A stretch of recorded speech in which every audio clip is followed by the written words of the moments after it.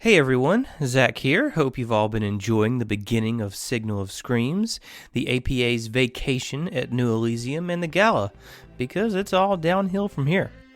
In all seriousness though, we've had a great time playing around, but I am super excited to share this episode with you all, because this week, things start to take a turn.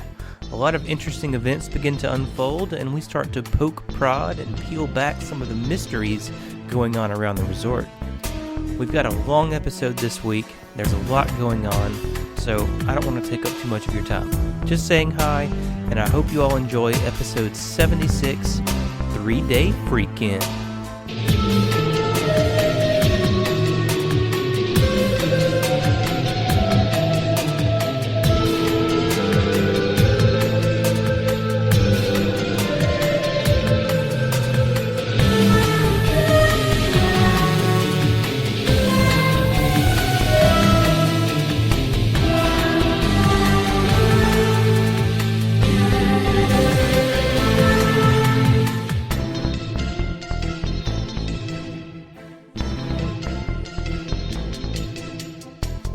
Y'all, it's going to be okay.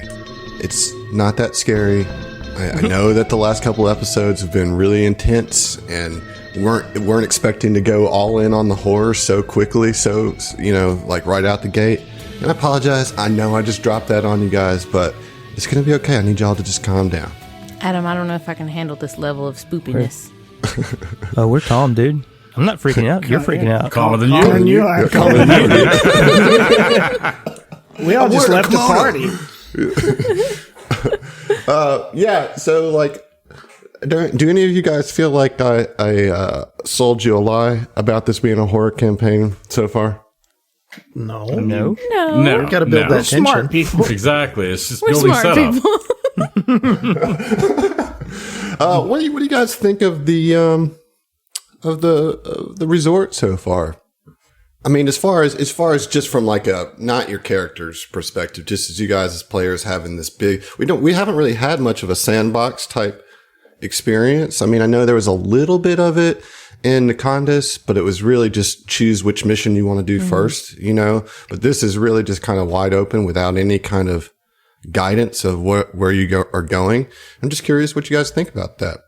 I mean, if it was real, I would absolutely love this place. Yeah, I'd go in on it. I mean, like if it weren't the beginning chapter of an AP called Signal of Screams, where we had all this like, by the way, this is about horror, okay? No, it's pleasure screams, man. It's Yeah, totes. That. Screams of joy. Look, Why you did we can't have to leave the gaslight me on pools, this then? one, dude. I know what the game is. I know what I'm about, son.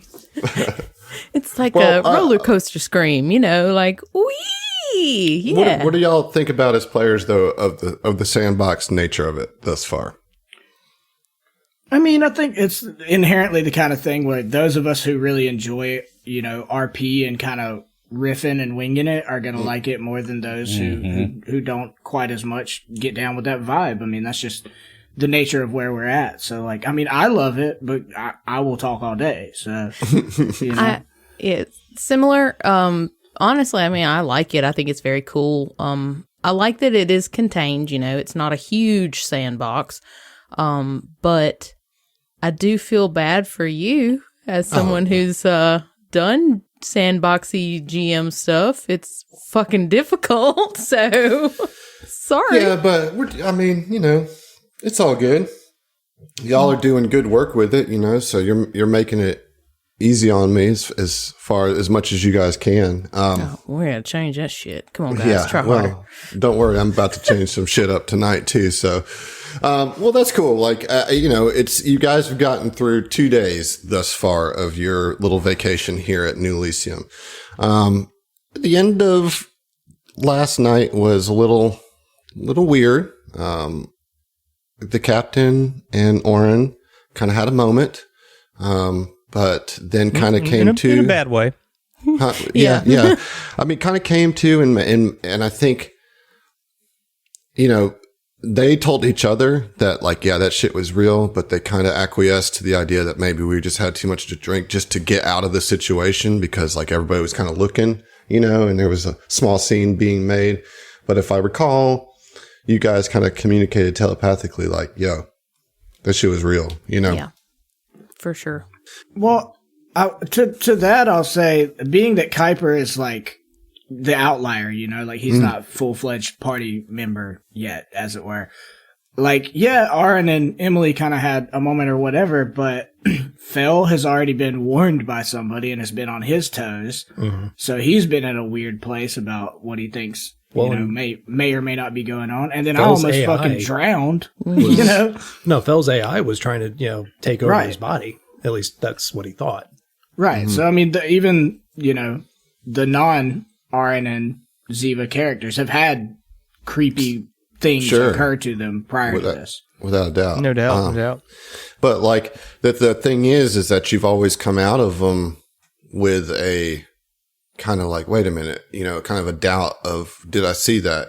Because once you came out of those, it was just like, there's no evidence of that. Nobody else saw it, this kind of thing. So maybe your relaxation's a little disturbed. I don't know. I would be, but there's a couple things that need to happen at the end of night 2 that we didn't do at the end of last episode.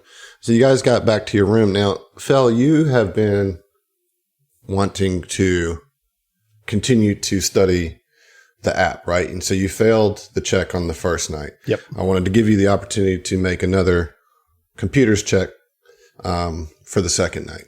About it. Okay. Oh, no. I see what you did there, dude. 6 on the die. About it.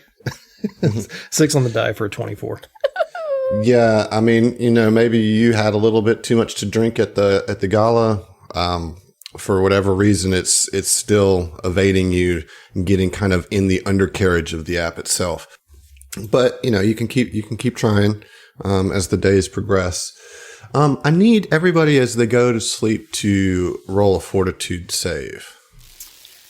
Yikes. Is this against a fear effect? Don't worry about it. I'm gonna worry about it because I get a +2. Yeah. I'll incorporate that if it is indeed against a fear effect. Okay. Well, Fel got a 19. Total, what's your fortitude bonus? +7. Okay, all right. Orin got a 21 total. Okay. Mike got a 29, which, if it's a fear effect, will be a 31. Wow. Kuiper got a 20, which would be +2 if it's a charm or compulsion effect. Okay. What about you, Ziva? Ziva got a 9. A 9? So you get sick from some of the shrimp that you ate. Okay. That's all it was. It was just a little quick check on man, the shrimp. I feel real Fuck bad this, for dude. my boy Barrel Door, dude. He ate scrimps all night. Let's roll a fortitude check for Beryl. See how his stomach does. All right, that's a 11 on the die. He does okay. He does have He's a a stomach dwarf. ache. He's probably got decent fortitude. And he's also an athlete, so he's got pretty good fortitude. He's okay, although he does have a stomach ache if anybody cares, but he doesn't get sick. I I don't care. Okay, Just well, let the I could record show. I could have predicted both of those responses. Let the record show Aaron cares about nothing. I don't like it. No, but for real, Orin doesn't like it, and probably can't sleep very well. So I just want to say that he stays up a little later and installs that cold fusion into Evelyn before he goes to bed. Awesome. I also want to install my light fusion or whatever onto my glove, but I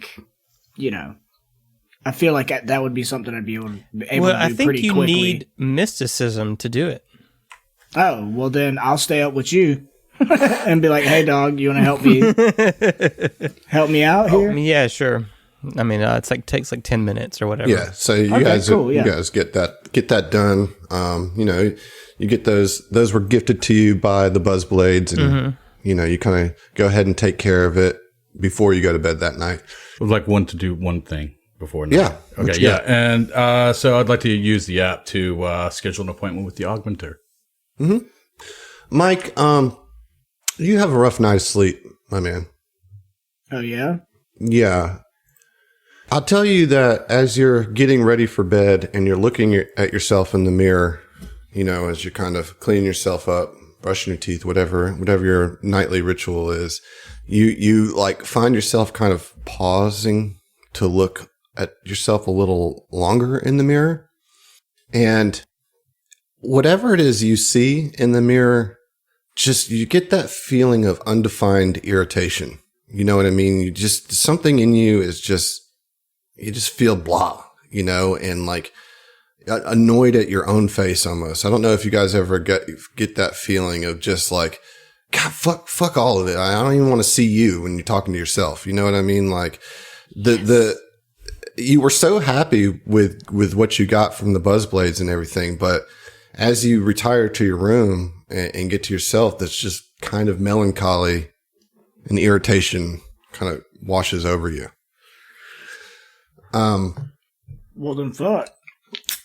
I'm gonna drink a beer. Dude, I'm just saying, how heavy duty would a Vesk's toothbrush have to be? I was literally just it's thinking hardcore, about dude. Like that's a monster toothbrush. That's that thing some is Mad fucking Max shit. Yeah. Okay, so It's the size of a hairbrush. So, Mike, when you finally go to sleep and get to sleep and you kind of drift off into REM sleep, you start to toss and turn, and you start to get these images going through your head while you're asleep as this dream, this memory / dream starts to take suit. Or to take foot in your consciousness. And I want a different sound for nightmares. I want to establish a different transition sound than doodly doos, because this is a nightmare. You should have told this like before the episode, dude. Can't put us on the spot like nah. this. Like there's Literally no can, way. and I just did. Well, there's some Literally dickhead can. outside my window revving his big pecker engine over here, so maybe we can use that. No, I think it should be like Can we do just like a kind of like a horror, like yeah. Oh, okay. Yeah. Is that good? Is everybody good with that? It's gonna be so bad. Yeah, it's gonna It's be an idea. This is going to be obnoxious, but yeah, I'm here for it. Let's go. Like the doodlies aren't obnoxious. We're just used to them. Dude, the doodlies are fucking beautiful. They My weren't God. when they first started. It's a growing thing, you know. All right, so let's do it. Let's get some horror stabby sounds. All right, here we go. Are we going to count it off? Yeah, We're going to count it yeah. off? Yeah. 1, 2, 3.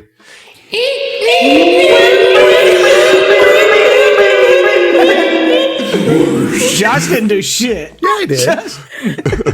Absolutely did.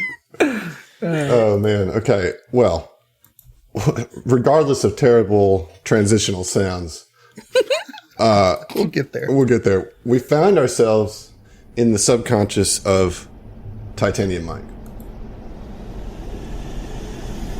Michael Rupert Agamasan lies in his cot aboard the Begonia, the flagship of Gardenzio's small fleet. He is shaken roughly awake to the voice of Gardenzio. Get up, Mike. We've got a special day planned for you.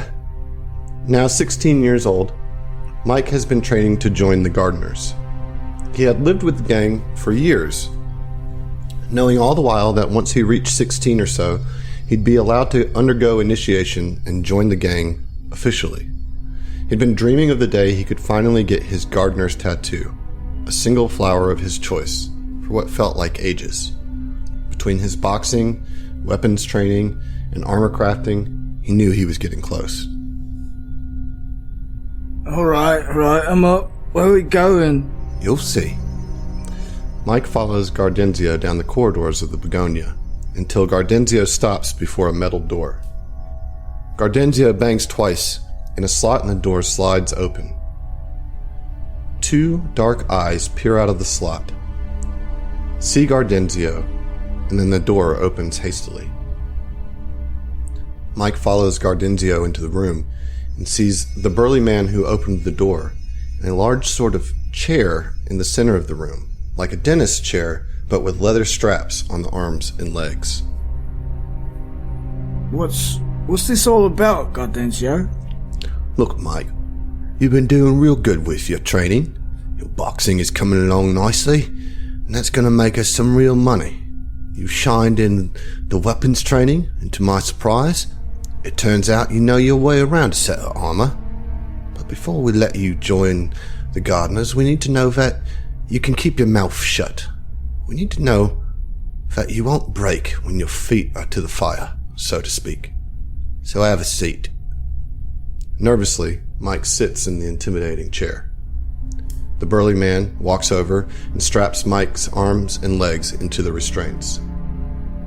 Mike, you're not going to like this, not one bit, but it's necessary, lad. The burly man walks to the corner of the room and grabs a towel and a hose and approaches Mike. Gardenzio, what, come on, what's this all about? The burly man places a towel over Mike's face. Mike tenses his muscles, pulling at the restraints as the water falls from the hose, soaking the towel, invading his mouth and nostrils. Terror washes over him as if it were the water itself. He tries to breathe, but only inhales fluids. He tries to scream, but the downpour continues, relentless, inescapable. Mike, this is the final test. You can stop it at any time, but if you do, you'll never be one of the gardeners. Mike gasps and chokes as the burly man stops pouring. As the initial burst of panic subsides, realization dawns on Mike. He takes a couple of ragged breaths and says, Thank you. I was quite thirsty. Gardenzio smiles and nods at the burly man, and he pours again. You can stop this, Mike. Just say the word. In the darkness, Mike strains and struggles again and again, the terror taking control of his consciousness. Mike has never known fear like this. He is drowned to the edge of unconsciousness time after time. The fear never lessens in intensity, in fact, growing more palpable, more real each time. But each time the burly man stops, Mike refuses to give in. The gardeners are his family now, and he desperately wants to be one of them. He had already lost one family. He would not lose another. That singular desire is the only thing that strengthens his resolve enough that he doesn't scream "stop" at the top of his lungs. He reaches the edge of his breaking point again and again and again. And each time Mike spits up the water, he says, Thank you. I was so thirsty. After what seems like an eternity, the burly man stops pouring the water and removes the towel. Gardenzio approaches and pats Mike's arm. You done good, son. Didn't break. All right, lay him up. Initiation's over. The burly man unbuckles the restraints, and Mike rolls off the chair and onto his hands and knees on the floor, spitting and vomiting water. After a few moments of this, Gardenzio helps him to his feet. He grabs Mike's shoulders and looks intensely into the yellow eyes. I knew you weren't no squealer. Welcome to the family, son. You're a gardener now. Mike flinches as Gardenzio hugs him, but then gives in to the unexpected affection. This is all he's wanted since Gardenzio rescued him from Najin Horizias, to belong, to be accepted. Now, let's get you cleaned up. You put any thought into what kind of flower you're gonna pick for your tattoo? It won't be official till you get your ink. Yeah. It's a black-eyed Susan.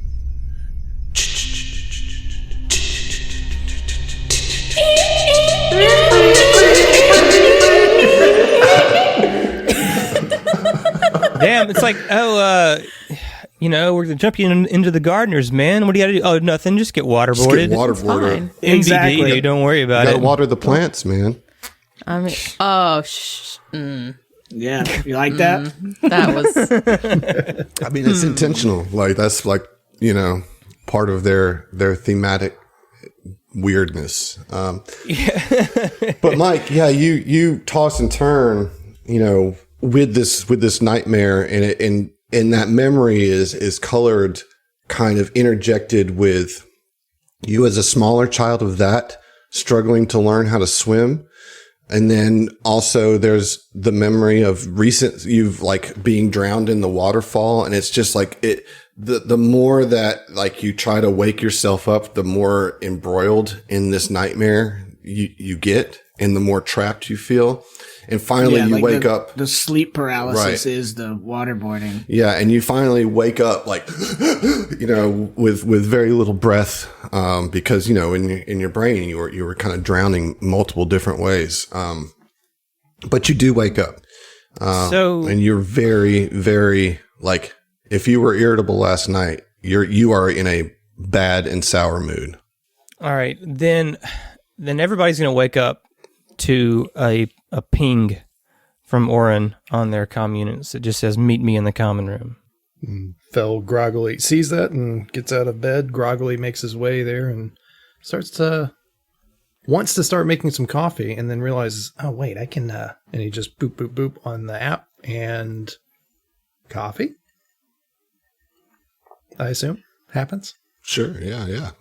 Well, your wish is my desire, says. No, that's Fel's nightmare. Is he's living in a land where coffee is consistently denied to him. I'm sorry. We're all out of grinds today. Try again tomorrow.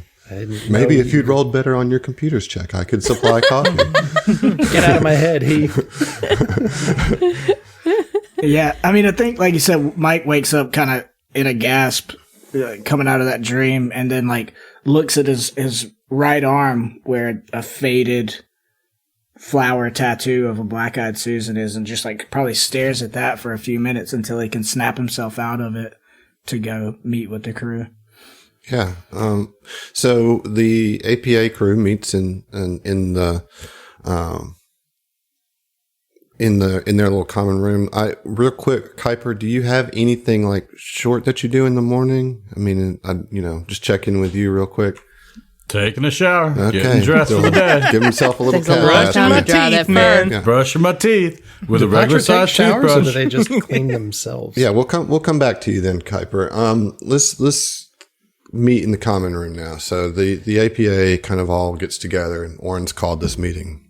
Right, yeah. So Oren's kind of waiting in the common room, and he waits for the other three of y'all to get in there, and he's like, all right, everyone, I gotta tell y'all something, but it's gonna sound crazy unless I explain something else first, so y'all just bear with me. So, there's a superstition on Verces that if you don't want to get lost in the vast, bring an Ebrin with you. I haven't been lost in over 5 years. One look at the stars and I can tell you exactly where we are in the galaxy. Look, it's kind of tough to explain, but when Ibra found me just drifting out there in space half dead and snatched me up, well, it was like I became one with Ibra, one with the cosmos. The only real way that I can explain it was it felt like every celestial body, every star, planet, and asteroid was just an atom comprising my being, that I was connected to everything and it to me. Like I could see the weave in the fabric of existence, how it all fits together. And still to this day, in my mind's eye, I can see that fabric. I can trace a single thread of it from any one point to another. Constellations, distant galaxies, the orbits of planets, it's all a pattern. These symbols that we wear, they ain't for fashion. It's a way of mapping those relationships out, visualizing those connections. If there's one thing I know, it's the cosmic weave, where every rock came from and where it's going. And I told y'all that to tell you this. When the captain and I were at Izraskaya the other day, I watched as an asteroid shifted its course and started heading straight for us.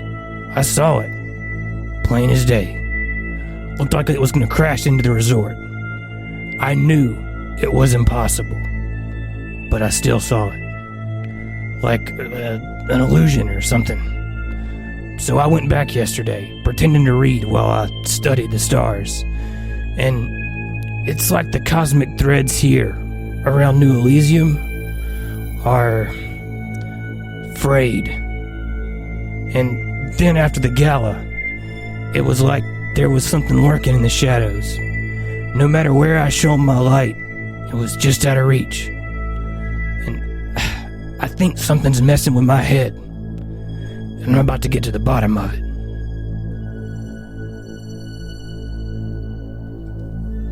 Well, I don't know nothing about star atoms and all that, but it does seem like there's something weird going on. I want you to know that you and Ziva, what happened after the gala, like, I don't think you're crazy, right? I saw a glimpse of that shadow baby thing as well. But I was able to shake it off, right? Before you guys get too much further in this conversation, I want to give Zach an inspiration. Yeah. Nice. That was good That stuff. was great. thank you. I like that. Yeah, that was great. Thank you, sir. Very I will cool. take that. Okay, so finally, I have gotten an Alex inspiration. Oh boy. Finally, I know he's going to be Oh, thrilled. thank He's God. going to be like fucking fist bumping in the air, like stoked. All right, so here's his message. He says, "Hello, fellow humans. I have come to you from beyond the stars to give but one of you an inspiration." It was me. Thank you so much. Now, what is an inspiration? Webster's defines it as such: God. the art of drawing a painting of emotions with nothing but your teeth and fear. I think it's pretty obvious what this means. Be warned, whomever is bequeathed this mighty co-inspiration, maybe, will be forever known as the inspired one. You will be called upon in a time of need. Whether or not you rise to the challenge or masturbate quietly into the night is up to you. With that, I fly my beautiful possums. Lots of love and kisses. Cheers to you, Alex. Cheers, Alex. That was like great. really That's great. eloquent until the masturbation bit. Are you kidding? Masturbate That's what quiet. made it. Quietly into the night. Quietly. Quietly. Okay, thank you, well, Alex. yeah. So Oren just kind of laid this out, kind of shared some of the things that he's experienced. Do you guys have any response there? Yeah, so Mike would kind of, I think everybody would be quiet for a couple of seconds taking that in, and then Mike would speak up and be like, look, so like, I had the first day when we was like swimming under the waterfall and all that, I had something happen that, like, I shook it off thinking it might have been just me old addled box of brain, as it were, but it was weird, and now seeing all this, it's even more weird. But it felt like I was drowning, and it wasn't deep water, right? I was standing under the waterfall, but it felt like something crawled up me or tried to snatch me down, right? And I'm, not an easy one to snatch down, but I could have sworn I was gonna drown to death, but right there in the pool. Yeah. For just a second. I mean, before last night, I thought I was the only one that had something like this. After that massage, my AI, it's crazy. It sounds. It was talking directly to me, telling me that it'd be better if I let go, if it was in control. And for a moment, I didn't have control of my body. It was the AI, or at least that's what it felt like. I was just laying there on the table, sort of like a waking nightmare of sorts. So something's happened to everyone. Then you're all seeing things, experiencing things that don't make any sense. I mean, yeah, well, aside from Kaon's blow up when we first got here, but yeah. Right. Yeah, something's going on. I don't like it. Surprise, surprise. Let's cut back to Kuiper.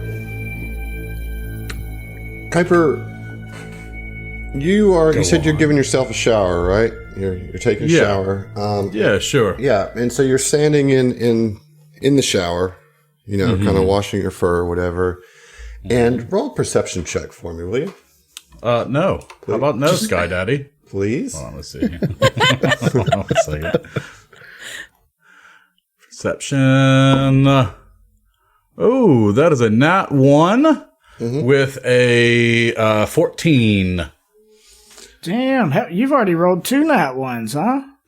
Yeah. I need you to roll a will save, please. Alrighty, let's see here. That is a 16, plus 2 if there's a charm or compulsion effect. Okay. While you are showering, kind of, rinsing your fur out, you have your eyes closed as you're washing the soap out of your fur, and then you open them back up, head looking down, and out of the drain, you see like a little antenna poking up through the drain. And you're kind of like, well, what is that? And then another antenna kind of pokes up through another one of the holes in the drain. And all of a sudden, the drain bursts off and a swarm component comes up out of the pipes into the stall with you. And I need you to roll initiative. What? Holy shit. Dude. Okay. Oh my god. Hold on. Okay, yeah, that's my initiative.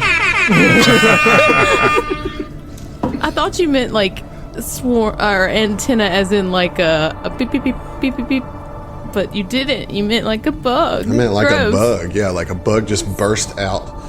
All right. So, what did you roll for your initiative? Okay, so that is going to be a 26. 26. All right, so you go first in this. So what you see is a component that you definitely recognize, and it's a Vorfoma, which is a winged swarm component. As it bursts out into the stall with you, and seems to like grow as it comes out of the pipe. And so you're sitting there. I mean, you're like in the shower, no armor, no weapon. Dick all just hanging there, exposed. Just hanging dick. Yeah, like hanging hammer. Naked fighting, dude. What do you do? It's your turn. It's natural weapons, of course. Yes. So, yeah. Yeah, I ain't gonna be no bitch. I'm gonna fucking attack. Okay. So yeah, that is going to be a ranged, which is a 1d3. Gosh, it's not ranged. You're in melee. No. I mean, it's okay. Yeah. I'm sorry. Melee. You threw me off, man. Okay. So yeah, that's going to be a d20 plus 5. Okay, so let's see. Okay, so that is going to be a 13. 13 is going to miss. And it's its turn, and it's going to hit you probably with a 25 since you're not wearing any armor. And you are going to take...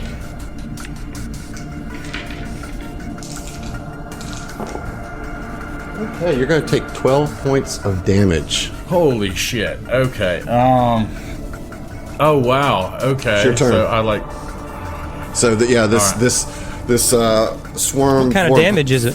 It's slashing damage. It just, like, comes flying down with one of its barbed arms. Just... Okay. So, I want to roll a perception roll for anything that is within grasping distance. Something, I mean, like... All right, I like it. Try to... All right, I like it, yeah. And that is going to be a 26. 26, all right. At this point, this scuffle happens, and the shower curtain, or the door is broken, right? The glass breaks as this thing kind of expands in the shower, and you see that you might be able to like rip the towel rod off of the wall and use that as like a tactical baton. Essentially as a tactical baton. It would take an athletics check to try to do that, and that would be your. We'll call that a move action. How about that? All right. Okay. Let's see. Athletics check. Not that great at that. And that's a fucking 1. God damn it. So that's a 6. A 6. A 6. Dude, you're cursed. Yeah, I need you. Jesus. I need you to roll actually a reflex save. Oh my god. Okay, alright. I'm almost wanting to just fucking roll, like auto roll the dice. Oh my god. Okay. Alright, so reflex, alright, that is going to be a 23. 23, yeah. So like you almost slip, but you catch yourself, and you do still have an action left, but you were not able to remove the towel rod. So I can't downgrade the standard action to a move to try to pull it out? Sure, yeah, you absolutely can. Okay. Yeah. Yes, gonna do that. Don't give me one. Okay, alright, okay, that's 24. 24, yeah. So you managed to pull it off, and you effectively have a tactical baton. Battle stance. All right, yeah, battle stance. All right, it's the swarm's turn. It's going to come in with a 21 to hit. That's going to hit you. Yeah. For 5 points of slashing damage. So it's now round 3. You have a tactical baton in your hand. What do you do? Oh boy. Well, I guess I'll just hit with that tactical baton. And okay, so that's going to be a 17. 17 meets yeah, it's a hit. beats. Oh yes. Okay. And that's going to be a D4 plus. Okay, so that's going to be 9 damage. Okay, 9 points of damage. Very good. Can I try to get out of the shower to see if I can? Yeah, you'll provoke an opportunity attack. Yes, I would. No, I'm going to stay there. All right. Go ahead. It's going to attack with a natural 20. Are you shitting me? Yeah. Jesus Christ. So, Okay. you're going to take 20 points of slashing damage. All right. It's now round boy. 4. What do you do? Hold on, I'm taking off on my stamina. Oh my god. This is ridiculous. Fucking swarm in the shower. Okay. Guarded step out of that shower. Okay. I'm going to need you to roll a reflex save to see if you can do that without slipping. Okay. All right. Okay, that is going to be a 26. Jesus. 26 will hit. Okay. All right. So, let's see. So that's my move action, standard action.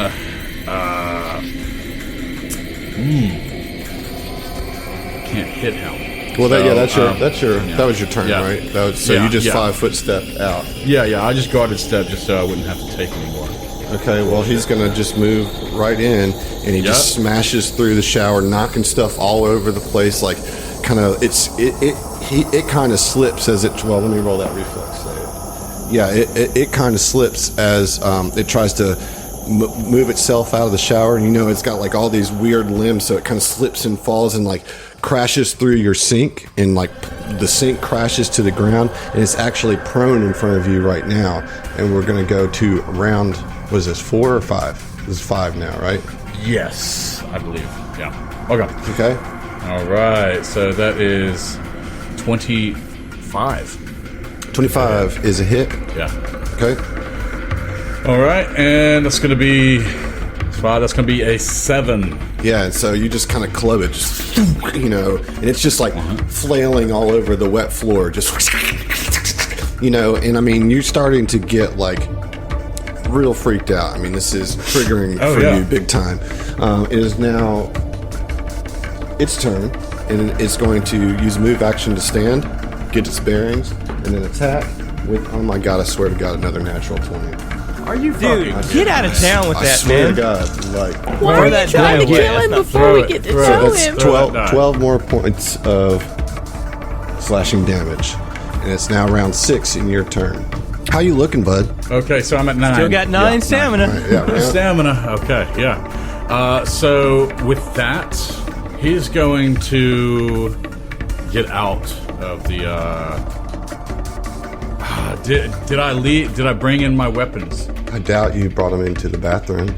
you know? Okay, no. I'm talking about guarded step and then get out and see if I can go retrieve a weapon. Did I bring weapons inside the room? Yeah, you have all your gear in the room. All right, cool. So it's a full action to don suit of armor, so I'm not going to mess with that. So 5 foot step I'm to going to guard avoid, a step, right. and then I'm going to go ahead and try to retrieve a. Well, you're going to have my to pistol. then use your second action, downgrade your standard action to a move to go into your bedroom. All right, That's correct. You go, and the door to the bathroom is locked and jammed and won't open. Oh my god! And it attacks you again with a 30 to hit. Are you fucking kidding me? No, You suck. I know. All I right. do. Okay. And that's, Okay. you're going to take 15 I points know I do. of slashing damage. It is now round 7, and this thing is just tearing into you as you're frantically trying to get out of the bathroom, jiggling the door, and it just won't fucking give. And this swarm Vorfoma is just like tearing into you, into your back, slashing the skin through the fur on your naked back. What do you do now? It's round 7, right? I'm not going to go down. I'm not going to go down like that. So with that, he's going to go ahead and.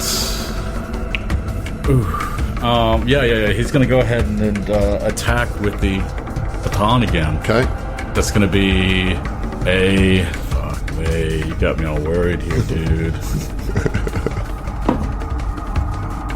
That's a 2 on the die. I don't make it. Yeah, that's not going to hit. I want you to roll a perception check for me. All right. Oh, that definitely makes it. 19 on the die. Yeah, you see what looks to be 2 face huggers crawling out of the drain behind it. And it's turn. It's going to try to hit you. Okay, so that's a 2 on the die, so it's going to miss you on that one. And then the 2 face huggers are going to move up behind, and just there's not a lot of room in the bathroom, so they can't get a shot. But this bathroom it seems to be filling with swarm. It is now round 8. It's your turn. Oh my god. Okay, yeah. At this point, he is just freaking the fuck out. All right, so he's actually going to go ahead and press the trigger on his hand. Okay. Which is a weaponized prosthesis. Okay. Pretty much ejects a retractable spike out of his hand. Okay. And tries to attack the Vorfoma. Yeah, the Vorfoma. All right. Yeah. Let's get it. Okay, so that's going to be... Okay, that's 29 to hit. That hits. Oh, right. It's actually a piercing weapon. So how much damage do you do? So that's going to be 9. 9 damage, and you do cut through the Vorfoma, and it falls, but you have 2 facehugger swarm coming right behind it. So it's the bottom of round 8. And they're going to move up. One's going to attack for 20. That'll hit, right? And deals 9 points of damage. The second one is also a 20, not a natural 20. So that's 9 plus... So 22 total points of damage as 2 of these diggers come up and just start trying to rip your flesh off. How you looking, bud? I've got 8 hit points. All right. Top of round 9. It's your turn. Bruh. Just give him baseball rules, man. If he makes it through this round, like, all right, you win, we all go home. Yeah, we play mercy another rule this game, bitch. right?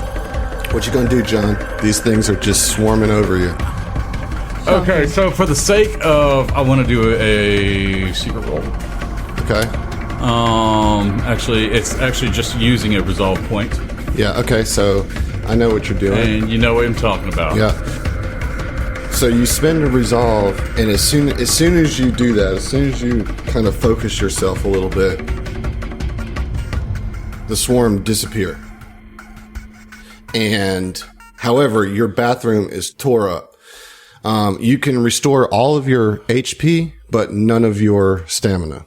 Yeah, at that, yeah, he's gonna take a minute to himself, to like contemplate and just like, it's probably just gonna be like crying on, he's sitting on the toilet and fucking weeping. Yeah, just fucking weeping. Yeah. Yeah. Okay, so we're going to go back to the APA. What the fuck? Bro, I'd take a minute to get the fuck out of that room. Right?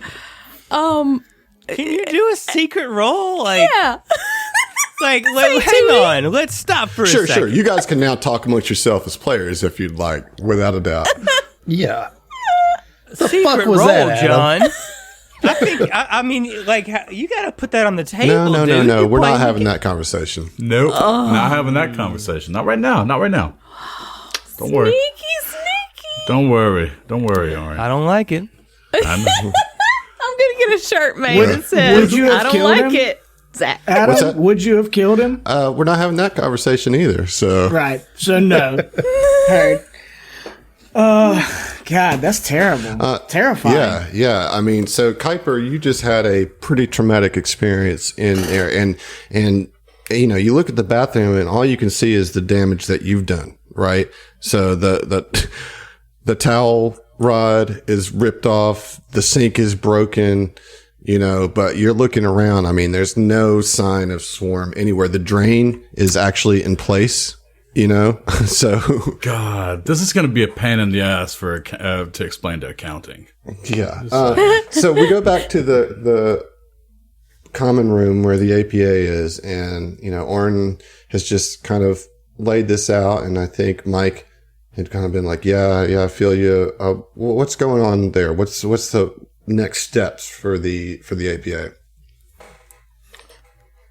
Brunch. Yeah, a brunch. Yeah, nothing Nice, settles. relaxing spa Well, treatments. if you remember, you do have a lunch date later with Kuiper. Both, I know Ziva does, and I think that we had talked. I don't know if we said it on air, but I think at least we've talked that Orrin's going to go with her to that. But that's not till later. It's fairly early in the morning. This is like Yeah, 7 I was in gonna the say, what morning. time is that event supposed to happen, and what time is it So now? it's 7 in the morning now. Be about 12:30, we'll say, is when the lunch is at the bistro. So, you know, Mike, I'll ask you first. What do you want to do after this opening meeting? I don't mean to like alienate anybody, but Mike would kind of turn to Aaron and be like, "Hey, bruv, like, could I speak with you privately?" Yeah, of course, Mike. What's up? No, Oh. kind of go off to the side, I guess. Or you can come into my room. Yeah, I will like- say real quick too, just so you're not alienating anybody. I know that Ziva and Fel have augmentation appointments today. That I was about to ask you Yeah, about that that. are kind of in the morning. You've got like first come, first serve deals. So like, you know, your appointments are, we'll say at 8:30 or 9:00. You know, so you kind of already tied up with the day, regardless. Well, had I known Yeah, that, that's I'd why I just was like been interjecting that. So yeah. No, just say it in front of everybody, Mike. What you got to say? What? Get the fuck out of here. Ziva and I got an appointment. We got to go. Yeah. Well, as they kind of get ready to head out, she would just say, you know, let's all just keep our wits about us, and let's have some ongoing check-ins with each other throughout the day. Okay? Yeah, for sure. Sounds good. Yeah. All right. And then we'd go get our augmentations. All right. So what did you want to say to Orrin, Mike? Yeah, so it's just the two of us now at the crib. We can just kind of sit on the couches or whatever. But he turns to Aaron. I think, you know, being that everybody's a little bit thoroughly freaked out and we're on vacation, like Mike goes to the fridge and like grabs a beer. You know, it's like, fuck it, I don't care. It's 7 a.m. I'm drinking a Yeah, beer. they got some red stripe in there. You know what I mean? Tight. Yeah, I love Yay, Red beer. Stripe. Hooray. Yeah. But he cracks a beer with his teeth, you know, and spits the bottle cap and then looks at Aaron real hard after taking a deep swig of Red Stripe and says, "All right, man, look. We've already addressed it. There's something going on here that, you know, definitely, right? And I don't mean to take away or detract from that, but I've also got something else going on. As you know, Gaudenzio's here, right? Yeah. And I gotta deal with that. I've got to talk to him. I gotta find out what the fuck is going on, why he wants to talk to me. And I wouldn't mind getting a chance to either spit in his face or break one of his ribs, right? But I know we're not trying to make a ruckus. But either way, I've got to go and address this Gaudenzio situation. And I'm already frazzled and irritated enough as it is, and I just want to go ahead and get it out the fucking way, right? Now, you are someone I've come to rely on and trust. Would you go with me so that maybe I don't lose my temper or do anything rash? Mike, come on, man. You know I'm there. Let's go. Right. So Mike will be like, hey, Rocky, it's personal comm or whatever. It's like, send how do I phrase this? I didn't want to say FaceTime, but send a FaceTime request to Philip Kelsner. Will do. And, very shortly after, Philip comes up on the little holographic projection, says, still has like curlers in his hair. Yeah. He's been up since 4 a.m. Yeah. Like, he's already looking pristine. Hi, Mike. What can I do for you today? All right, look, Philip, I'm gonna cut to the chase, right? I need to meet with Gaudenzio, and I need to do it now. All right. Let me just finish putting on this blush here, and I'll be there in just a moment. Let's meet. You get yourself pretty. Yeah, let's meet in the gardens. Yes. Right. All right. Great. All right. Thank you. Mm-hmm. And clicks off, and yeah. So you guys go meet him, and he's chipper as always. Although he does seem to have. Well, let's roll perception checks, both Oren and Mike. Okay. Ooh, yeah. Can do.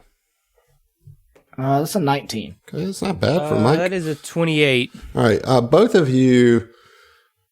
Oren probably maybe like elbows you or kind of maybe even says something in his mind to you. Say, look, he seems to be wearing a little bit more makeup than usual.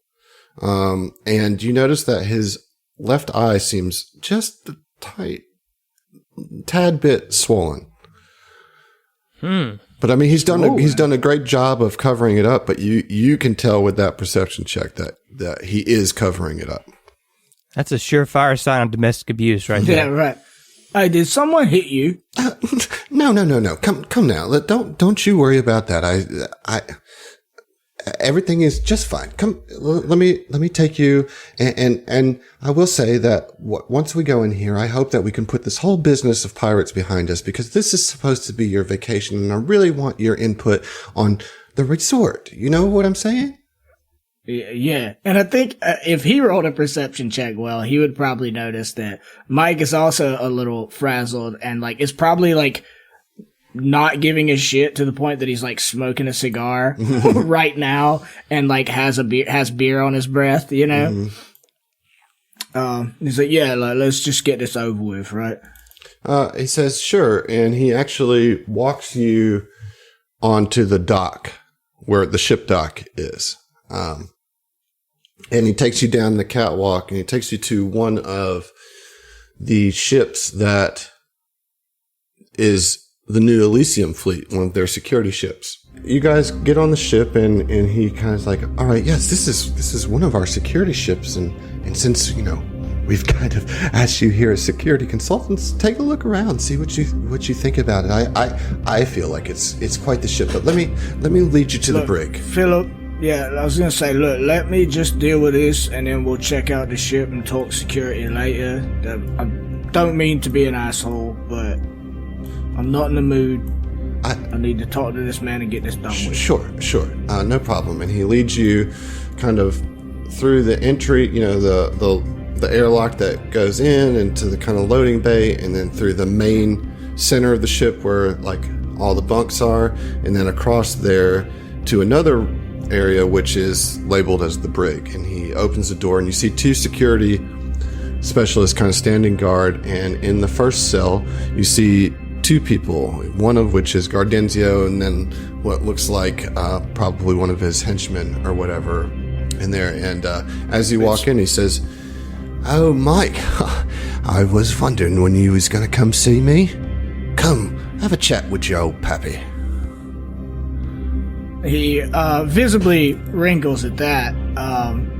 Says, "Oh, you awake already? I figured you'd still be snoozing, you lazy piece of shit."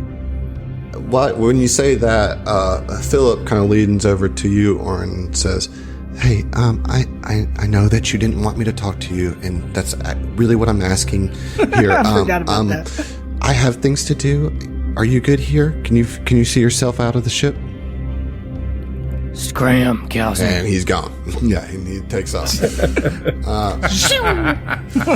Wait, what does Gardenzio look like again? So he's human. Okay. Heath, you can. He looks like Sylvester Stallone. Okay. Yeah. Got it. Don't. Old man, like old Sylvester. Yeah, don't Stallone. mind the art that I had there. I just had to grab some random tokens there. But Right. So yeah, you go in there and you say that, and he says, "Oh, all right. You came here to say something, I'm sure. Get it off your chest, boy." Oh, I've got plenty I could say to you, but weren't you the one that asked to speak with me? Is your memory already fading? Why don't you convince them guards there to open the door and you come in the cell with me? I don't know if I want everybody hearing what I have to say. I turn to the guards and I'm like, "Hey, you mind giving me a couple minutes of privacy? I mean, look at me. He's not going to give me no trouble. I'll beat brakes off of him by the time you can get to the cell if it comes to it." They kind of look at each other. Two guards kind of look at each other nervously or whatever. And they're like, well, the thing is that our boss told us not to leave here. Look, it's only going to be a couple minutes, right? I'll buy you a couple rounds. You guys are a couple rounds at the Wild Apples when you get off duty. I just need a couple minutes, right? I'm not gonna do nothing. Roll a diplomacy check. Okay, I'm not good at that skill. You have plenty Alright, of inspirations. That's Yeah, true. I mean, Orin can. What? Let me see if I have diplomacy, dude. I do. So how are you gonna aid? He'd be like, "Oh, come on, guys. I'll be watching it. If anything happens, don't worry. I'll take him out." Okay. Roll to aid. Natural 20. Nice. Oh, okay, nice. So that's a +2 on that. Are you using an inspiration? Yeah, I'm gonna use an inspiration. Okay. I'll give you another +3, so that'll be a +5 total. Okay, so +5 total. Okay. Okay, that's a 12 on the die, so 17. You don't have any. I'm a 0. Yeah. All right. I'm a 0. Well, then you do pass, and they're like, "We'll just go into the other room, but please, we'll be right here, and you have about 10 minutes, and then we have to come back." Hey, you're being quite reasonable. I appreciate you. And they kind of Thank you for your service. They kind of scoot past you and go right out the door and kind of post up right there at the door on the other side of the door. And Gardenzio says, "Why don't you open that door there? Yeah, let your old friend out here. You can't still be sore over all that boxing nonsense." To be clear, I don't have a key, right? No, you don't. Yeah, like, you must really be getting addled in the head, my man. You think they gave me a key to let you out? You thought it was going to be that A easy? big strong boy like you could rip the door off the I could hinge. bend them bars and let my old self-proclaimed pappy out here, right? That's right. Right, well, you're lucky I don't get them to open the door and let me come beat your fucking brains in. So why don't you just tell me what it is you have to say to me before I get properly angry? Says, "All right. Yeah, you can't blame me for trying. You know me. I'm always scheming. Yeah, selfish cunt. That's you. Well, maybe you don't want to hear what I have to say about this place, then, do you?" Yeah, but you want to say it worse than I don't want to hear it. "Listen, we came out here to stop you from coming here. Let me tell you about where you're at, Michael. All right. And I'm just imagining in my head canon, there's a stool, and he like pulls up the stool in front of him and like sits on it backwards. Not stool, but like backed chair, and like sits in it backwards. Like, all right, go on. What's Oren doing? Just kind of standing there. Oren is just standing and just mean-mugging Gardenzio. Yep. So he kind of like walks up to the bars, puts his hands on the bars, and like kind of presses his face as close as he can without, hurting himself or whatever. But he kind of leans into it. He says, "All right, well, let me tell you. Years ago, this place was an abandoned mine. Talk around the diaspora suggested that some corporation built a facility within these old tunnels. But most people believed that rumor was false, or that such a place would have heavy security. Later rumors said that people got disappeared on this rock. Could care less, right? I have my own fish to fry. Yeah, sounds more like your line of work than a mining corporation's. Well, a decade or so ago, some of me braver or more stupid men thought that they could find some riches here, and so they went to see what's what. But they never come back. So I sent another one of me men to check it out, and when he came back, he weren't right. He weren't right at all. He just kept muttering, Maz, he's inside out. Scared the right piss out of me, I won't lie. So we ended up avoiding this area altogether for a long time. Of course, other pirates, they still traveled here hoping for riches. Those that did make it out talked about ghosts in the machines, living shadows, and mates who disappeared in the tunnels. He finishes up by saying, Listen, Mike, this place is full of hungry ghosts. Mark my words. I heard you was coming, and I tried to stop you from making the same mistakes, but you was always thick-headed, Mike, weren't you? And here you are, and here I am, both fucked. Can I sense mode Sure. real quick and make sure that I just want to see if Gardenzio seems like he's telling the truth. That's not great. It's gonna be an 18. It's hard to tell, you don't know him at all, but you don't know why he would lie about that, but Okay. you're not certain. All right. Right, look, so I'm gonna let that thick-headed quip slide for now, right?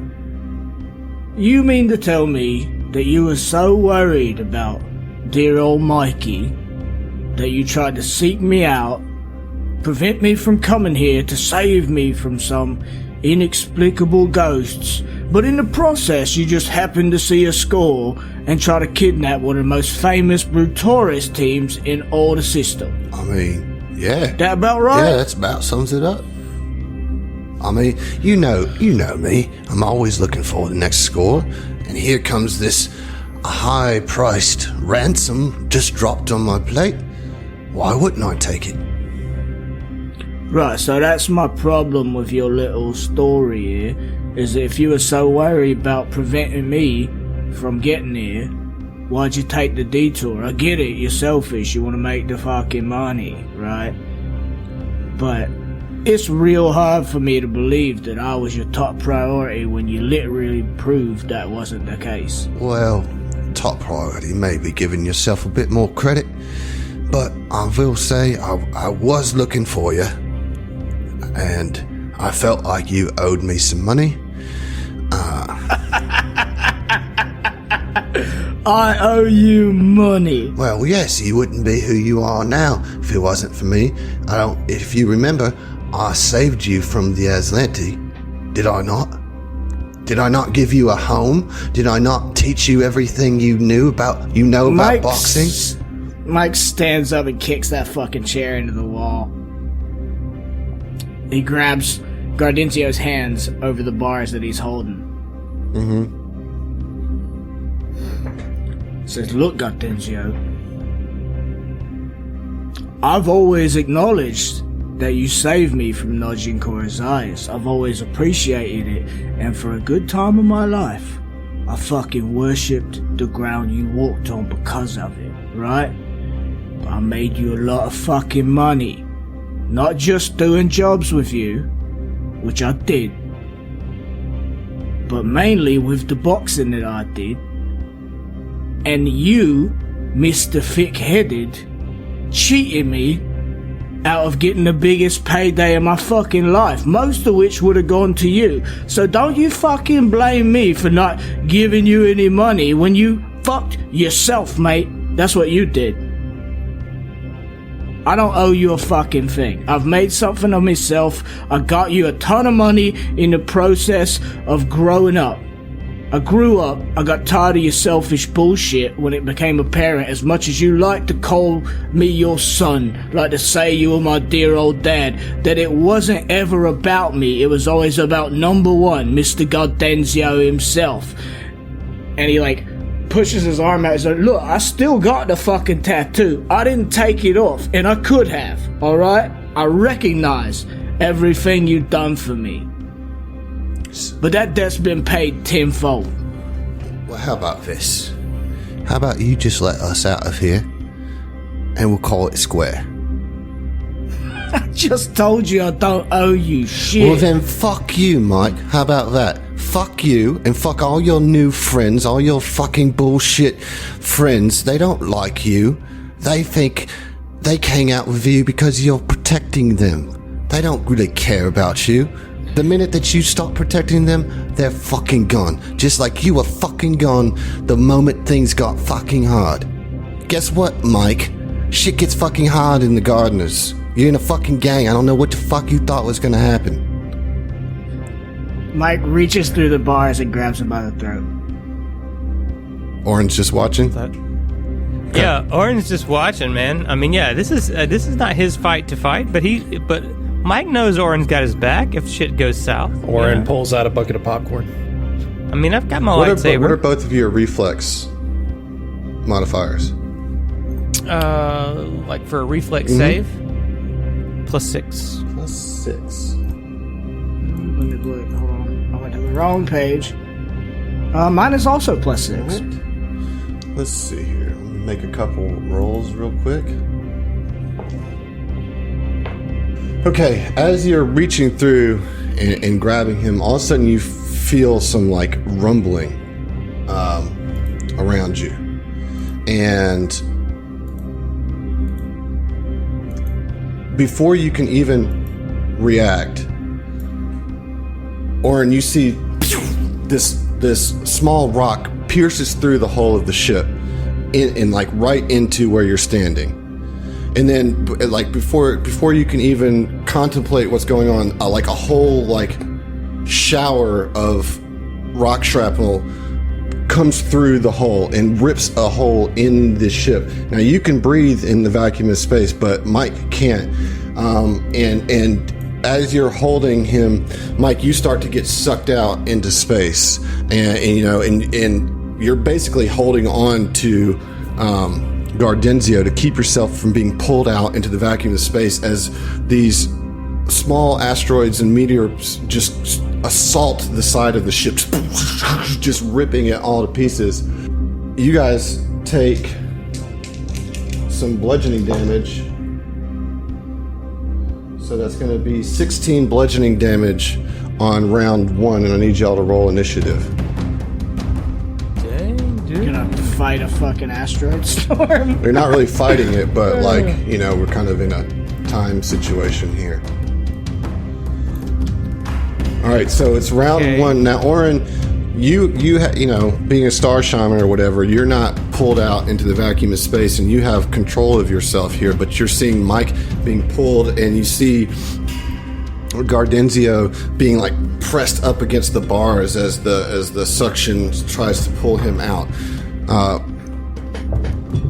So I rolled a 13 on initiative. Okay, what'd you roll, Mike? I also rolled a 13. That's weird. I rolled a 7, but my modifier makes it a 13. Gardenzio also rolled a 13. So, Dex, what's Dex mods?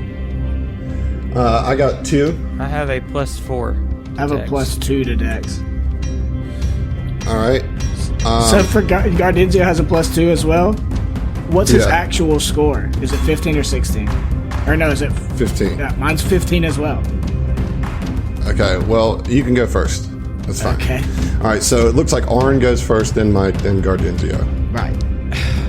All right, so Mike, you are being pulled out into the vacuum of space as meteors are just smashing into your body. I mean, also, I think it's worth saying, like, when that happened, I was holding him by the throat, right? Right. So I'm like holding him by the throat to hold on. I think I would also, we're in front of prison bars, like with my left hand or whatever, I would immediately try to grab the prison bars. Sure, right? Sure. So, I mean, like, the oxygen breaks down, but, like, how many holes and how big are they? At first, it was like just a couple holes, but as the holes there, like the integrity of the hole couldn't take it, and so you now have a large hole that's basically the size of this window right here. And Gardenzio and his goon both appear to be reacting to this. Yeah, they're both being sucked up against the wall, and his goon. I mean, both of them, like, I mean, we're talking about 6-second increments here, but they're gasping for breath. Right. I mean, my question is gravity, like, are we in 0G? No, there's still the gravity of the ship. Not yet, at least, right? Yeah. Right, correct. The systems of the ship haven't malfunctioned yet. There's just a tear in the hull. And remember, the ship is parked, too, you know. Yeah. Okay, can I try to, like, grab Mike? Yeah, absolutely. Okay. All right. I mean, is that like a grapple check? Like, what would I have to do to... Yeah, it would be a grapple check. That's going to be hard to hit, but he doesn't have his armor on, so that's good. Okay. So it's going to be his KAC +8. Also, just so you know, because I don't have my armor on, my KAC +8 is 22. Okay. Alright, let's see what we do. No, not with an 18. No, that won't get it. Mike, what you going to do? First of all, I guess you need to roll a Constitution. Okay, well, so I was going to bring this up. 42. I have the Toughness feat, which gives me a +4 to Constitution saves to hold breath, forced march, as well as like 10 other things. All right. Yeah, so you can take that bonus. Yeah. That will be a 21 because of that Toughness feat. Okay. So 21 is enough for you to hold your breath successfully, so you're not going to take any damage from not being able to breathe, but you know you're holding your breath, and it's now you still have an action. Right. So I think, I mean, what happens is that he grabbed him by the throat, and immediately the fucking holes rip in the side. He gets sucked toward where the holes are, still grabbing Gardenzio's throat and a bar. So I think probably Gardenzio's face is like right up against the bars. And I think for the first little bit of that, he'd be locked eyes with Gardenzio, and his big Vesk eyes would switch from very rapidly from intense anger to terror, you know, out of nowhere. Like all of a sudden he can't breathe. And he would, like, after a couple of seconds, like, of looking Gardenzio in the eyes very intensely, like, let go of his throat and try to, like, use the bars to, like, pull himself closer to the door where the guards went through, right? Okay. Yeah. All right. Cool. I'm about it. Let's roll an athletics, I guess. Okay.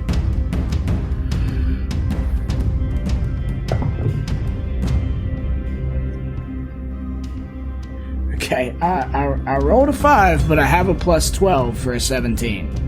All right, yeah. So you can move about half your speed along the thing as you kind of hand over hand start pulling yourself, and I guess you let go of Gardenzio's neck.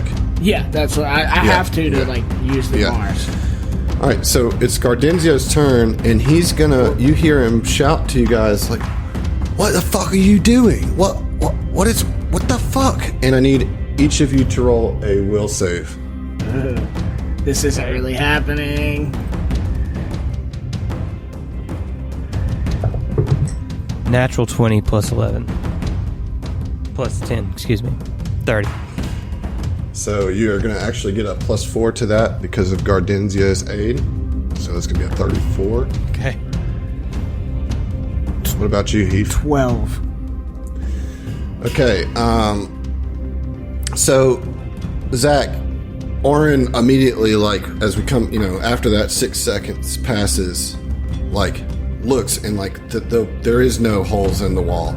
And there is no comet or asteroids or anything coming through. It's just normal. And you see Mike just like slowly just working himself across the hall, the wall, looking like totally panicked. And Mike, you are going to still take damage because you are still in the throes of this thing. So you're going to take 10 points of bludgeoning damage. What did I say the first time? 9? Yeah, I think so. it was You guys gotta 9. keep up. Yeah. So yeah, you still totally feel like that you're going to get sucked out of this thing at any moment. It's Oren's turn. I think the first thing Oren would do is be like, Mike, it's not real. Snap out of it, and maybe try to I don't know. You can roll a bluff, diplomacy, or intimidate. Let me see what Well, my it wouldn't highest. be a bluff, right? No, that's what you can do. You can Yeah. roll a bluff, All right. diplomacy, or Okay, whatever so you're best at. my highest skill of those is intimidate. So I guess Oren would Okay. be like, "God damn it, Mike, get your shit together," and Slap him in the face. it's a 16. 16 is not enough to get it. You have a move action left. Can I try to just lightly smack Mike in the face? No. Non-lethal. I don't have a move action. Okay. Mike, you're still in the throes of this thing. I need you to roll a fortitude save, please. Okay. Oh yeah, I also thought about it, the reason I forgot how much the first damage was is because I didn't take any, because I passed my fortitude save because of the constitution bonus I have. Okay, that's gonna be really good. With a 17 plus 12, so 29. All right, so you're just going to continue to keep trying to move towards the door to get out of here. This is absurd. And I'll tell you what you see is you still see Oren panicking. You still see the Gardenzio and his guard laying lifeless in the cell, and rocks just pouring in through the wall. Right, and so he's... the thing is, his first turn, he could have moved 20 feet, because without armor, I have 40 feet of movement. Right? So he'd probably be... So you'd be at the door, the so you door can use by your now. move. You can use your move action to open the door if you want. Yeah, and he's also holding his breath intensely, probably eyes bulging, and goes past Oren to the door, and is just scrambling, trying to hit whatever button will open the door. Yeah. And the door opens, and what you see is the two security specialists get sucked through the door past you and slammed up against the wall as they ricochet out into space. And then you hear Gardenzio just laughing, going, "I fucking told you, you're fucked just like me, you're fucking fucked." And I'm going to try to help you out here with an intimidate. All right, that'll do. So you can make another wisdom save. Wisdom? Will save, yep. Sorry. Actually, Oren, you can try to help too, since it's back to the top of the turn. With an aid, or Yeah, or with another bluff, intimidate, or... come on, Mike, pull your shit together, man. Everything's fine. Not gonna do it with a 10. No. All right, so you do have a +4 from Gardenzio. It's a 13. 13 total? Yeah. Damn. All right, you're going to take more damage. You're taking 26 points of bludgeoning Jesus damage. Christ, that ramped up real fast. Yeah, I was rolling shit before. Roll your fortitude save. That's another 17, so 29. Okay, so you're still holding your breath, but now you see rocks start to like pierce through the floor up under you, just like bullets just piercing through the hull of this ship. And it's Gardenzia's turn, and he can't see you, so he can't really help. Orin, you're up. I mean, so the only thing that I can do is like try to like snap Mike out of this, right? That's basically like Yeah. I mean, he's you know, he'll be right up on him, kind of shaking him. Come on, man. All right, I think we're working with something here. It's a 14 on the die plus 8, 22. Yeah. All right, so you gave him a +4. Mike, make another will save, man. I'm never going to pass a will save. Dude, use an inspiration. We got inspirations. So you have a +4. So you have a total of +7 on top of your will save. Okay, so that'll be a 23. All right. You fall to your knees and like all like you just take a deep breath and you open your eyes again. And you see that there's no damage, and you've just kind of brushed past these security guards and kind of pushed them to the side, and they're like just standing there kind of looking at you. They have their hands on the butt of their phasers, you know, but they haven't drawn them yet, and they're looking to you, Orin. They're like, he's he all right? He's just really hungover. We had a busy night at the gala. You know how it goes. Let me get him back to the resort. And yeah, I think it's time that you leave. Yes. Yeah. Lead the way. And so yeah, you guys get back off the ship there and head back into the main resort. Okay. My whole reaction to that, like as a player and as Mike, was going to be as soon as we like get off the ship and he like calms down enough to realize that, I mean, something terrible happened, but like he's okay for right now. He was going to immediately like hit his Rocky Comm and schedule an augmentation for himself. Cool. So that you can schedule it for tomorrow. You know what I mean? Right. And so we'll cut over to Fel and Ziva and talk to me about your augmentations. All right. So you said no combat-related ones, correct? Right. Would biosynthetic nanites count as combat-related ones? What do they do? It allows you to spend a resolve point to do a treat wounds for 2d8. Yeah, you're good. You can do that. As well as if you have resolve points remaining, you don't have to spend one to do this. You get fast healing 2 for a minute. Nice. So that's, I think, 20 HP over the span of a minute? Because it's 2 health per 6 seconds. Mm-hmm. Yeah. So that's what I'm going for. Sweet. All right. What about you, Captain? Ziva's going to do 2, actually. She's going to do a Mark 1 synaptic accelerator, which is basically just +2 to an ability point. Nice. And then also dark vision capacitors, because she doesn't see very well in the dark, and she would like to. That's fair. So, yeah. Just replacing those eyes. You know, who needs eyes when you can have robo eyes? There you go. Awesome. Okay, so you guys get those. Make sure that you pay for them accordingly. Mm-hmm. You can put them on your sheet, and you guys are upgraded beings. I like it. While we're there, though, Fel's going to want to ask, this is the same chick that he danced with at the gala, right? Correct. Yes. Yeah. So I don't really have anything to roleplay with it, but just some small talk with her and ask if she could fix up the scar tissue from the last augmentation that he had from the Spider Pirate's hack job of it. And she says, "Oh yes, I can take care of that. Whoever was in here before, the really sloppy work. It's a wonder that this even works. But I got to hand it to him. It is functional. But we're going to clean that right up for you. All right, Fel? Yeah, it sounds good. I appreciate that. I mean, they've been working great, honestly. But well, they could look better. Is all I'm saying. yeah, you're not wrong. Man, y'all better put some respect on my boy Bright's name right now. Same, right? He's doing the best he can, running a weird spider pirate outpost. He would have had a really good dexterity. He had 8 fucking hands, you know? Like, yeah. Well, that's the thing he is didn't that go she's to being a Spider little Med school, though.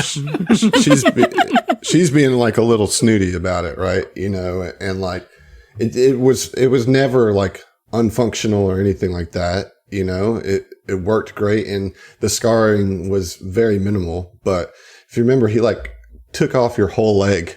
You know, instead of just like lacing them inside the muscle and stuff. Right. She does not remove body parts to insert the augmentations. And you guys actually have a pleasant and calming experience getting your new augmentations. Fel, what are you going to do? Let me consult my app right quick. So yeah, Fel is going to swing by the Hollows Tavern real quick to trade out, I don't know how much, or I guess ask the whatever relevant NPC, the bartender, whoever there, what's the typical going rate at the Painted Forest playrooms to figure out how many credits he needs to trade for tokens to go there and check out some VR tanks and HoloVid games and stuff. Man, that's going to be just terrible. I wanted to go do that now. with you so bad. Yeah, which you can. There's plenty of days left. You know what I mean? He's scoping it that's out. A good. He's just checking it out. So the exchange rate is 1 credit for 4 tokens. Okay. Typical arcade deal there. Let's come back to that. We still have some other things that we got to get covered in the day, but I like it. Let's come back to the arcade, if that's all right. Sure. I do want to get to this lunch with Kuiper, Ziva, and... So, I mean, not to delay that for very long, but I mean, the thing is, like, Aaron would be leaving Mike to go to the lunch, right? Mm-hmm. Yeah. So, I mean, Mike would be understandably freaked out, and I think Aaron probably would a little bit too. So, you know, when it's apparent they've got to split, Mike would probably fucking head off to the gym, blow off some steam. That's his comfort zone, you know what I'm saying? Mm-hmm. he doesn't want to go for a swim. Shut up. Yeah, Orange Bay, Mike, you're gonna be okay, man. Just check in, okay? Yeah, right. Kuiper had a real rough morning too, as he arrives maybe a little less put together than you I've already got that. seen. I've got that for you, buddy. Okay. So, all right. So, yeah, he's sitting there and wearing a double. He's looking good. All right. But he appears very tense, stiff, you know, tired eyes, just not the picture of relaxation. He's drinking an espresso, but I mean, like, there's a burning cigarillo on the ashtray on the table, but it's just absolutely full of butts on the table. It's been chain smoking now. Yeah. All right. So, you know, Ziva, you arrive.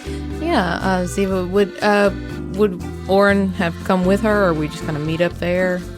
Would you care? Yeah, I mean, we can meet at the entrance. Oren would just, if he get there before you did, or he would just...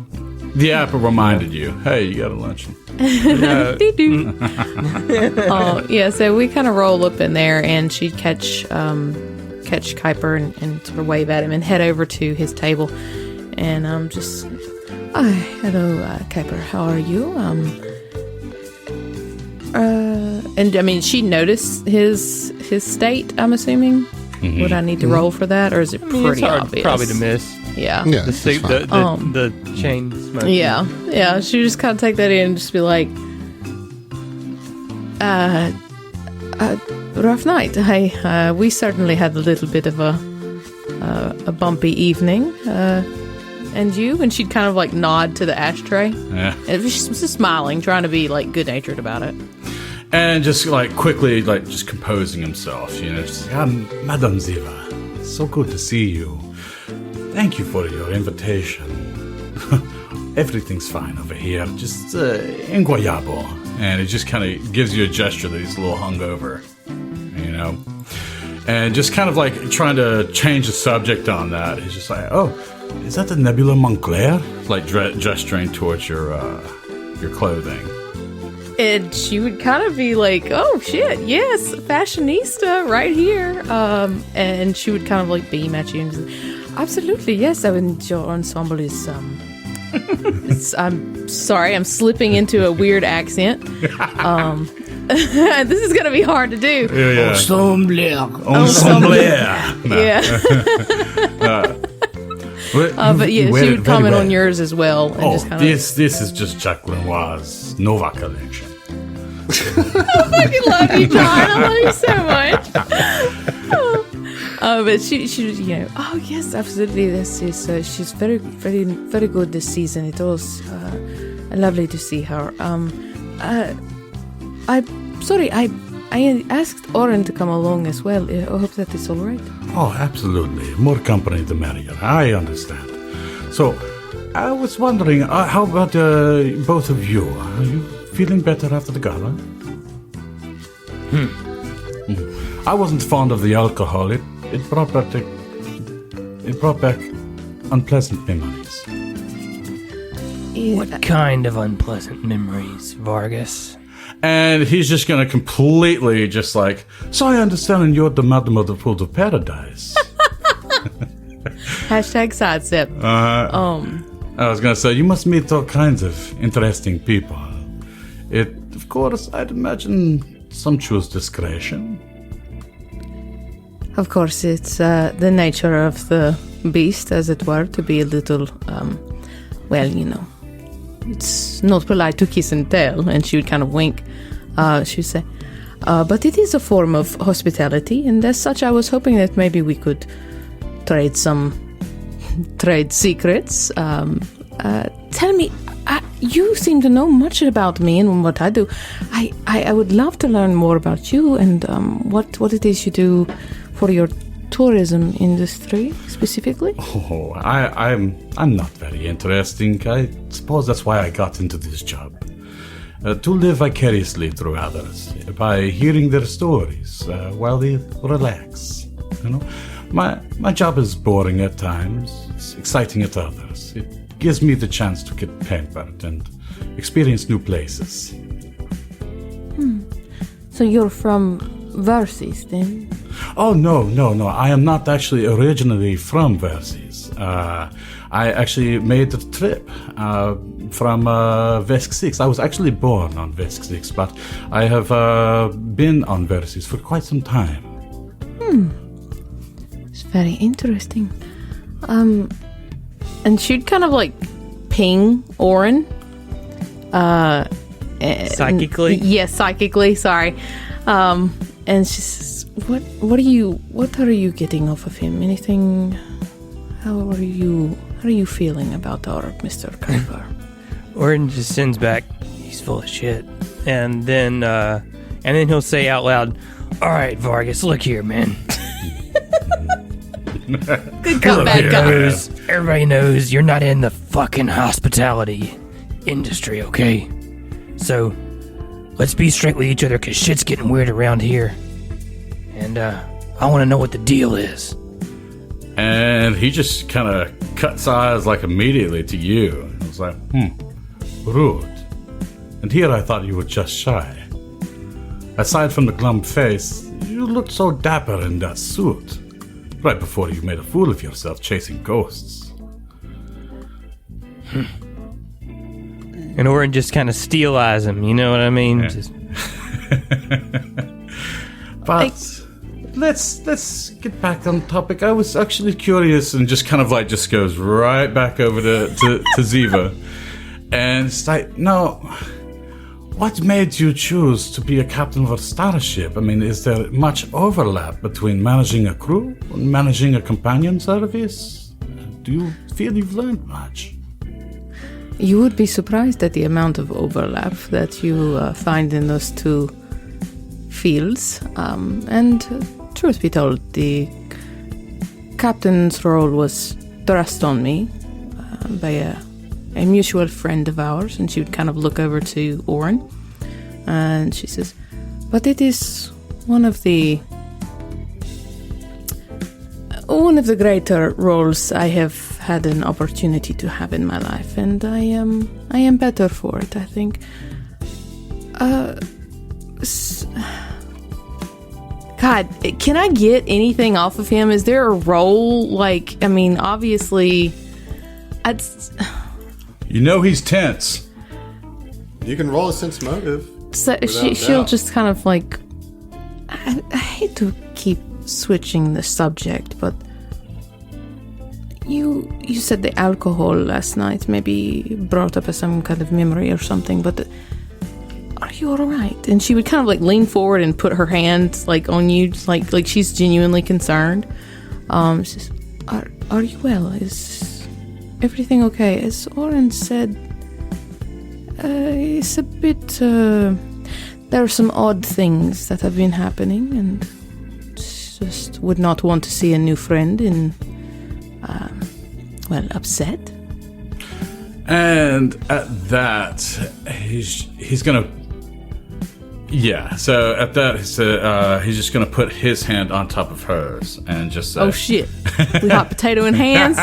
Get out of here!" And say, "I trust me. If everything was not right with me, you would be the first to know.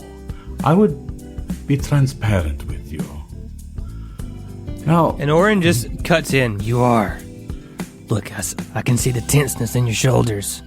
I can see that whole ashtray full of cigarettes. Anything been happening since you've been here, Vargas? Anything you can't explain? Seeing things that shouldn't be there? No, I feel I've been forward with your crew. Sense fucking motive, This seems dude. rather discourteous. Sense motherfucking motive. As you should. And I would have called for a roll perception too to see if his ass is like. Or a bluff. Believe can I John busted assist up. or roll my own or what? How? Okay. 22. 22. All right, John, what's your opposed roll? all right. Diplomacy or bluff, depending Diplomacy on what or you're doing. bluff. Okay, let me Which- see which, here. You have to, All right. I'm putting it on you to know which one Yep, you're doing. yep. Okay. Oh, that is a 31. I mean, so what I will say is, Oren, that you know you're right, but you can't find He's not the breaking. gap in He's his not armor. breaking. Yeah. Like you can just feel, your intuition is strong, right? And like, he's done enough things that make you raise your eyebrow to know that he's not telling you everything, but like he's not giving you any kind of he's obviously like, dude, what? Okay. Like I'm who I say I am, and this is what's going on, and I'm just talking fashion here. All right, Man. well, What's your yeah, deal? yeah. What's your deal, bro? You can go back to your conversation with Ziva then. I mean, yeah. Do you have anything else to say? And with that, actually, he's going to respond. He's going to say, no, what's more interesting is you and your crew. The only one who looks like they are enjoying themselves or belongs is this woman right here. Pointing at Ziva. And so what are you and your crew doing Well, here? Kuiper, I thought that is known at this point. We are here for twofolds. We are on vacation, though some of us don't relax as well as others. And we are also here for security consultation purposes. I'm sure you have heard we have combined some of our forces, as it were, to expand the APA, and that is part of what we do, is protection and security. We were invited here on such notion. What kind of assignments have you been a part of that I may have heard of? So, as He's gauging you. He's gauging you right now.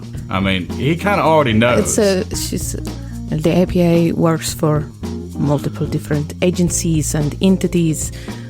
We are, as it says in the name, an agency. We are to be hired out. So whatever you may have heard of us, that is what we do. And if you have not heard of it, then it is a private contract, which I am not available to speak on. And she would kind of like sip About her this glass. time, you get a notification on your comm unit, Kuiper. Okay. And I check it. It's a note. It's a note from Cathessa, who basically says that she is unfortunately cannot make it for your arrangement this evening. That she's feeling a little under the weather. That she would like to reschedule for 2 nights from now, because she would love to get your opinion as hospitality ambassador on the Taste of Elysia, but she's just not feeling it tonight. She's had too much shrimp. Yeah, right now I ghost that shit, but I will respond back to that at a later time.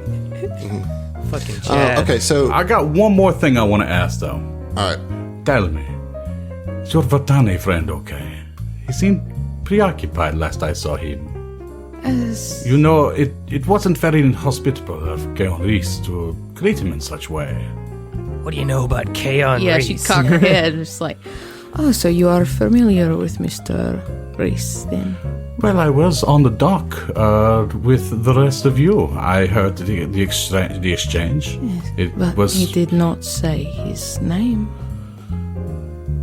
Are you? I heard that from one of the others. I heard that from Voradin. Sense mode.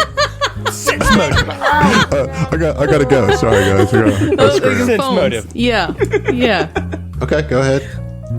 Roll a pose, Same? John. Can I? Yes, you can. Alright, what's, let's see, what do I roll? Either bluff or diplomacy. Okay, alright, okay. 20. 22, motherfucker. 34. Yeah, so both of you are definitely pick up on the fact that he knew that man's name before the dock. Go ahead. I mean, Orin knows telepathically, you want to take this one, Captain, or you want me to? Let me try a little bit more of honeyed words, and then we can try sharp tongue. Orin Yes? just grumbles out loud, like for inexplicably, you know. Ziva would. Mr. Vargas, I believe that we are on close enough terms now that we can tell when each other are, well, dancing around the truth. We both know that you knew Mr. Reese before the dock incident. We know, as you say, that you are, quote, from Verces. And you seem so very interested in so many other things that are going on around here that, in truth, are not something that one of the hospitality industry would be so very engaged with. Tell me, Kuiper, what is it that you are trying to keep from us? And she'll throw I'll throw a diplomacy on there, whatever you want me to do, baby. Let me. Like maybe, almost, not quite an intimidate. But. It's not quite intimidating. And I mean, That's more of a diplomacy. I mean, she's trying. I don't want to relegate John's response to I a got vice you. versa No, at this point. Let's settle down. And I will tell you, but for now, let me go ahead and get you some drinks. I'm not some intergalactic man of mystery, okay? So, Sense motive? give me... What? Give me just... let me go get you some drinks. Nah, I want to give you one of these. That was slick. So, That was slick. I love What it. would you like? Would you like a drink? You look like you could use Old Scratch Johnson. Orange. Nice. Orin covers his drink. And you look like you could use a cocktail. How about I go and grab one? No thanks. Certainly. Surprise us. And she would just kind of look over and be like, just let him do what he wants to do. All right, and he is going to walk over there and talk with them over at the bar and just point over to them and keep walking. Oh, what the fuck? Roll a stealth. All right. I get to oppose that with my perception. Perceptions? Correct. Yeah. Oh, let me break out the calculator here. Bruh, same. That's a 37. Fuck. A 37 Oh, goddamn. on stealth? I had a 27. What was on the die on that, John? No, you don't have to answer that question, John. You don't have to answer could that not. question. He I does do not not have to recall. answer that. That's true. Piper literally disappears. Well, I rolled a 31 on perception, but that's not going to do it, you know? Yeah, like he just You he just thought kind you of had it, blends didn't in you? with some of the crowd, and you know he's there, and then he kind of your field of vision gets blocked by some people, and as they move out of the way, he's gone. I'm Batman. 2 drinks arrive at your table, and that's the end of that lunch. And so I need you guys to kind of let me wrap some things up here because we're already running a little Not long. an intergalactic man of mystery, my ass. So Mike went to the gym, and Mike, when you went to the gym, your buddy Corin was there, and you saw him kind of dancing around in the, you know, kind of sparring with himself, doing some exercise in the boxing ring. And I imagine you guys struck up a conversation. And in order to do this quick, I want you to roll a profession athlete for me. Okay. 11. He said, so you're in there and you see him, you know, kind of sparring, doing a workout, and you kind of do your own workout. And he says to you, he says, your form could use a little work. Why don't we meet tomorrow and we'll do some sparring? It's been a while since I've had a good match. You want to spar tomorrow? Yeah, when he's already he's just out of it in a weird Right. headspace. So he's like, kind of peps him up. Like, yeah, that would be great. Like, I'm just not on my game today, right? Yeah, I can see. Get yourself some rest. You look tired, and let's get together in the morning and we'll do a little sparring. Yeah. Right. That's very cool of you, Corin. Yeah. No, I mean, listen. I need a non-buzzblade buddy around here. They're all so young and full of vim, and they're so immature sometimes, and be nice to talk to an old soul. You know what I'm I saying? hear you, man. I'm in a twilight of my career as well. Well, cheers to us both looking great for our age. Yeah. Right. Flexies. Just you know? totally talking to a remember, he's buzzblade like super NBD. swole. you know? Yeah, and so Kuiper, you got that message that Cathessa wanted to reschedule your engagement for 2 nights from now, that she wasn't feeling well. Yeah, I just quick respond. Yeah, that's fine. And and you guys are just kind of working your way through the resort, doing whatever it is that you do, but nothing else of really any meaningful import happens the rest of day 3. Around pretty close to the end, like around 9:00, Phil, you get a notification not on your app, but in your AI from Terry. Okay. And Terry says, Phil, I have received an encrypted message from somebody at the resort. I find it strange that they did not use the application that you have recently downloaded, but nonetheless, it seemed urgent. Scan it for anything malicious first. Terry kind of is like, there is no malicious code within this message. However, it is addressed to the entire crew. So yeah, Fel makes his way back to back to his room, to the common area, to see if everybody's there to try and share the message with them. Mm-hmm. Fel walks in and says, guys, got a kind of a weird message came in. Haven't listened to it yet, but just why don't we just take a look? And he puts it up on, I guess, one of the screens or on whatever holographic projector or whatever's in the room. Yeah, you have like a holovid projector in the common room that you can easily bounce it to. Yeah. Now, if you want to keep it secure, was wanting to just do have like to a do it. personal one. Like yeah, his you'll comm have to unit. do it on your and your personal comm unit actually has the app on it, so you might want to just project it from your AI itself. Yeah. From your exocortex, so you're actually projecting it, so it's not through the app, right? Okay. So you do that, and up comes Kuiper's face, and he says, Good evening to you, Epic Tracer crew. I apologize for the secrecy of this message, but I felt compelled to contact you via means I felt more secure. I was wondering if perhaps you could spare another moment of my presence. You see, I've come around to the fact that things around here are not as they appear. There is something sinister at work here, beyond my own comprehension and, frankly, out of my scope. I believe I may have some information that may be of interest to you. I noted the suspicion of you and your pilot, Capitan. So, if it would make you feel more comfortable, we can meet on your ship as a sign of good faith. I am eager to hear your response. This is Kuiper Vargas. Out. We'll see you. Oh, shit. Intergalactic man of mystery. Right. The secret agent man. Agent Cat. I just immediately heard the like Austin Powers thing in my head.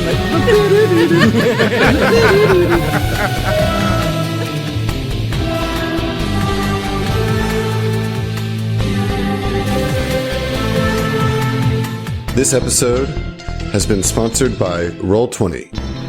This is how we roll.